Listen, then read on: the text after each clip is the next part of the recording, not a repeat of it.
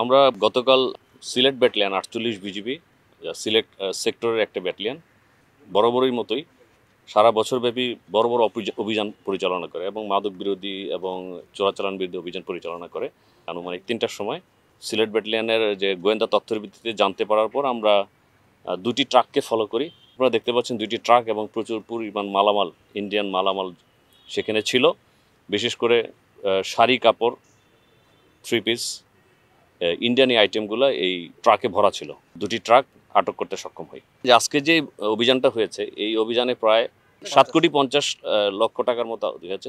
আমাদের যে সমস্ত বিজিবি সদস্যরা আছে এই সদস্যরা কিন্তু রাত দিন টহল করে এই চোরাচালানকে শূন্যর কোঠায় নামিয়ে জন্য আমরা চেষ্টা করি। অভিনব উপায়ে একটা ট্রাকের ভিতরে তারা এটাতে বালি দিয়ে ঠেকে আমাদের চোখে ফাঁকি দেওয়ার জন্য, এটা মূলত একটা বালির একটা ট্রাক, এই আইডিয়া দেওয়ার জন্যই মূলত বালি দিয়ে এটা ঠেকে নিয়ে যাওয়া হচ্ছিল। যারা চোরাচালানি করে তারা এই ধরনের কসমেটিক্স আইটেম মূলত এখানে আছে। গতকাল রাতে আমাদের আনুমানিক 3.5 কোটির উপরে আমরা চোরাচালানি মালামাল আটক করতে সক্ষম।